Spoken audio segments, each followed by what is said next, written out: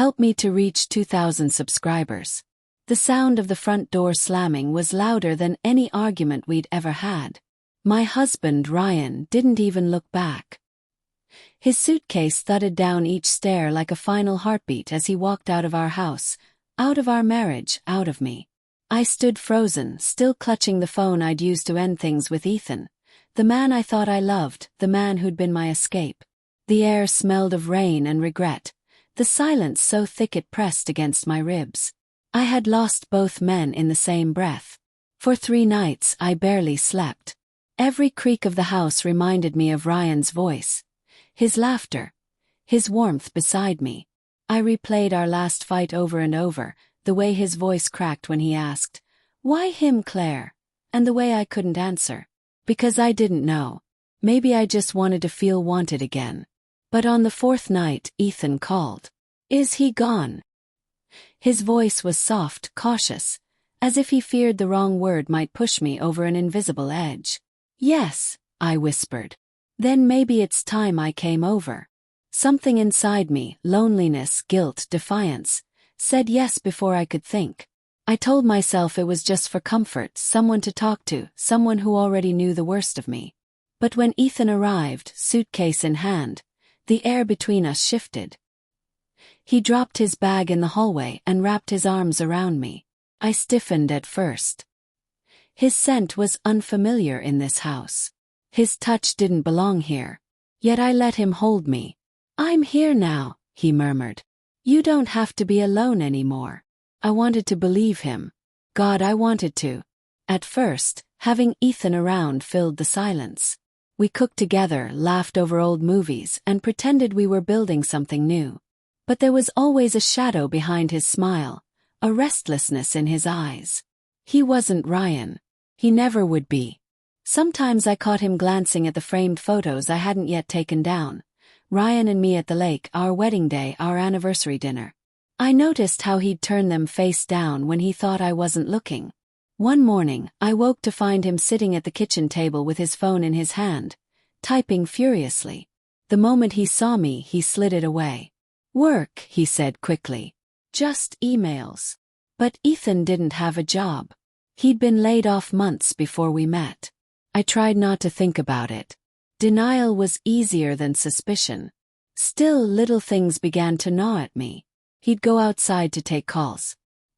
He'd stay out late, claiming to see friends I'd never met. His phone was always face down on the counter. One evening while he showered, I picked it up. The screen lit with a notification, "Lila. Miss you already." My heart stopped. I stared at the message until the letters blurred. When he came out, I was still holding his phone. His towel was slung low on his hips, and the look in his eyes shifted instantly from calm to panic. "Who's Lila?" he asked. My voice didn't sound like mine. He froze. "She's no one. No one who misses you already." He took a step closer, his expression softening. "Claire, please. It's not what you think." "It's exactly what I think," I snapped. The words trembled as they left my mouth. "You're seeing someone else, aren't you?"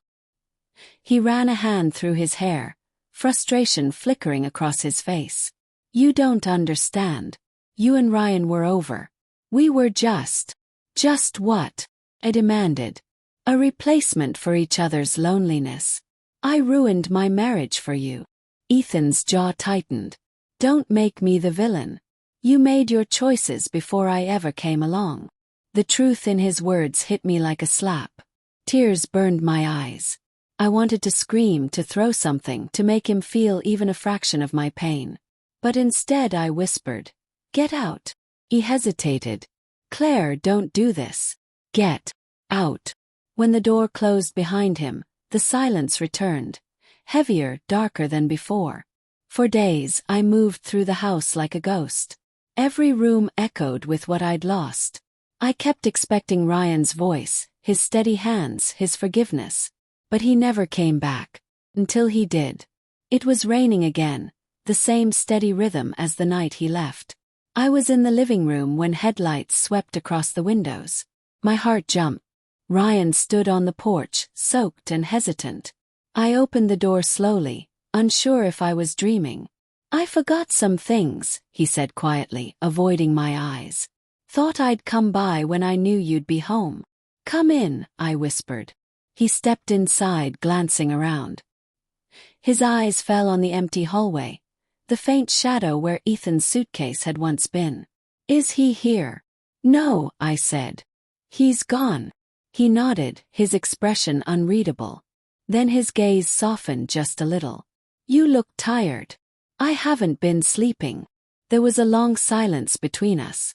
I wanted to apologize, to tell him how sorry I was, how wrong I'd been. But the words tangled in my throat. Finally he said, Do you still love him? No, I said instantly. Then quieter. I don't think I ever did. He looked at me for a long moment. Then he sighed and said, I wish I could believe you. He turned toward the door. Panic clawed at my chest. Ryan, wait. He paused, hand on the doorknob. I know sorry means nothing now, but I am. I destroyed everything that mattered to me. He didn't turn around. You didn't destroy everything, he said softly. Just me. The door clicked shut behind him, and I sank to the floor, sobbing into my hands. Weeks passed. I tried to rebuild, to find peace in the wreckage. Then one afternoon, I received a message from an unknown number. It was a picture. Ethan and Ryan, sitting across from each other at a bar. My hands trembled as I scrolled. Beneath the photo were the words.